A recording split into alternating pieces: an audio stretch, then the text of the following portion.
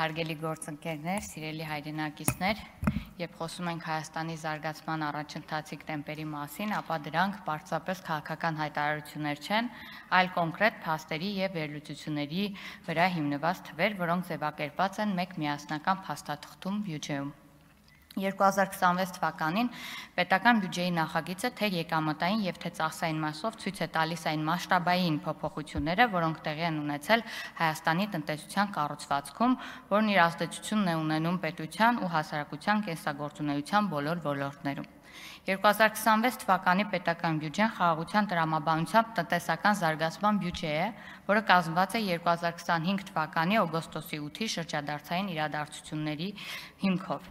Ինչու եմ շեշտում խաղաղությունը, քանզի հենց խաղաղությունն է, որ հնարավորություն է տալիս բացահայտելու Հայաստանի ու նրա հասարակության ողջ ներուժը՝ տնտեսական, քաղաքական, տեխնոլոգիական, կրթական, գիտական, սոցիալական, մշակութային եւ այլ ոլորտներում։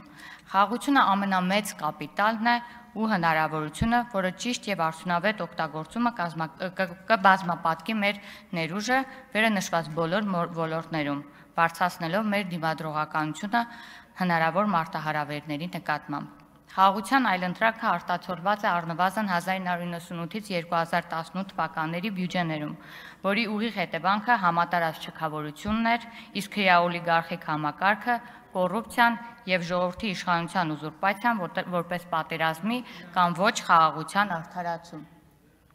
Մեր քաղաքականության նպատակը խաղաղության միջոցով սոցիալ-տնտեսական զարգացման նոր մակարդակի հասնելն է, իսկ 2026 թվականի պետական բյուջեն խաղաղության հաստատումից հետո այդ քաղաքականության առաջին դրսևորումն է։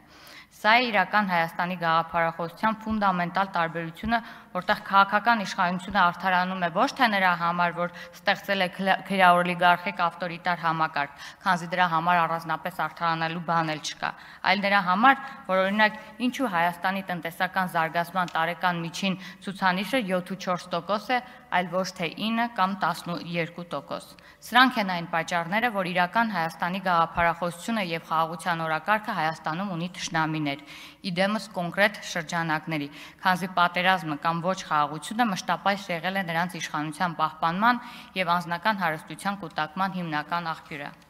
Սիրելի հայրենակիցներ, այնուամենայնիվ, որքան էլ խաղաղությունը Հայաստանում հակառակորդներ ունենա, վստահ եղեք, դա այն ամենամեծ կապիտալն է, որ մենք կներդնենք մեր պետության սոցիալ-տնտեսական զարգացման եւ անվտանգության ապահովման գործում։ Իսկ 2026 թվականի